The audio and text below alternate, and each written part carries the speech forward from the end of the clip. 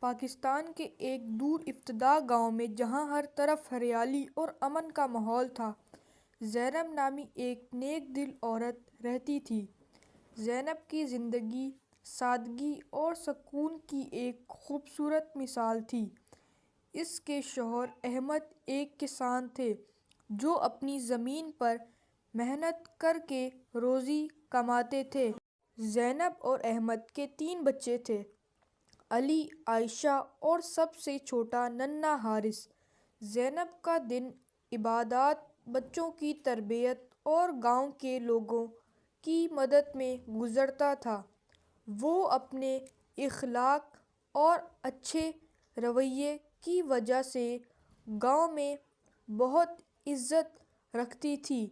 زینب کے صبر اور عاجزی کی مثالیں دی جاتی تھیں۔ وہ ہر کسی کی مدد کرنے کو تیار رہتی اور کبھی کسی کو خالی ہاتھ واپس نہ جانے دیتی۔ لیکن ایک دن زینب کی زندگی کا سکون اس وقت بکھر گیا جب احمد پریشان حال گھر لوٹا۔ اس نے بتایا کہ گاؤں کے زمیندار نے ان کی زمین پر قبضے کا دعویٰ کر دیا ہے۔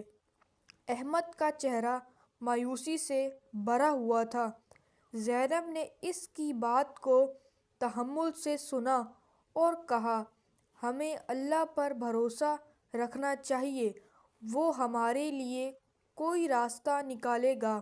یہ آزمائش ان کی زندگی کا پہلا بڑا امتحان تھا، لیکن زینب کے ایمان اور دعا نے انہیں مضبوط رکھا۔ اگلے دن زمیندار کے آدمی ان کی زمین پر پہنچے اور دھمکی دی کہ اگر احمد نے زمین خالی نہ کی تو اس کے خلاف سخت کارروائی کی جائے گی۔ احمد بے بس ہو چکا تھا، لیکن زینب نے اسے تسلی دی اور کہا، مشکل وقت میں گھبرانا نہیں چاہیے، اللہ صبر کرنے والوں کے ساتھ ہے۔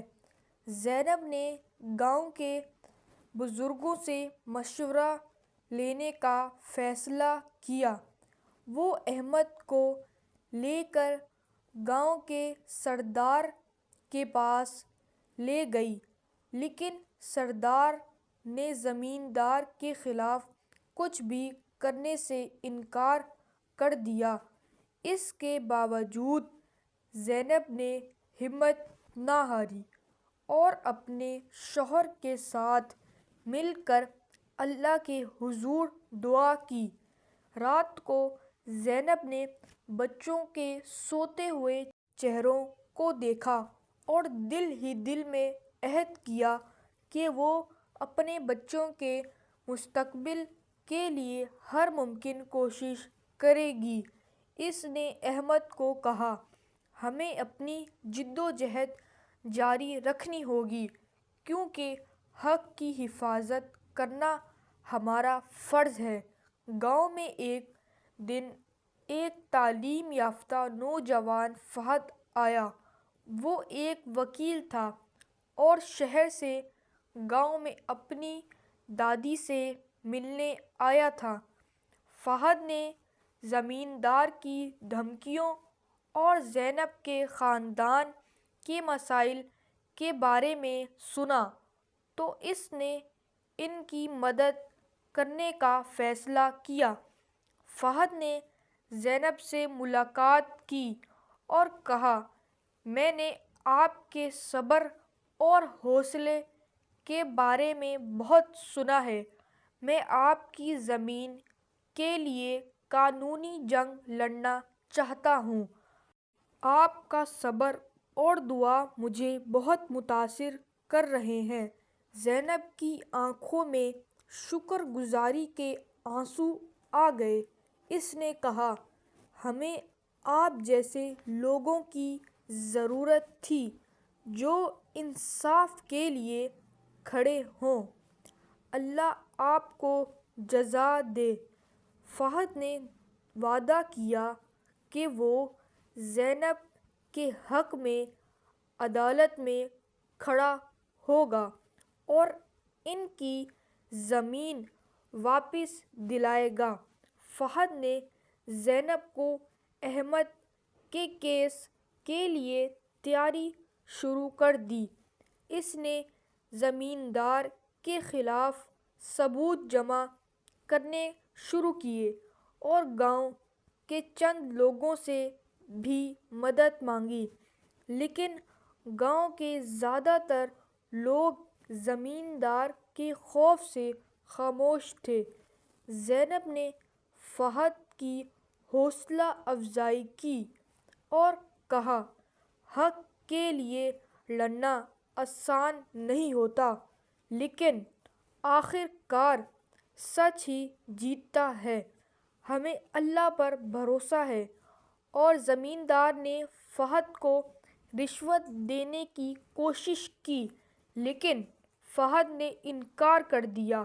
زمیندار نے پھر دھمکیاں دینی شروع کیں۔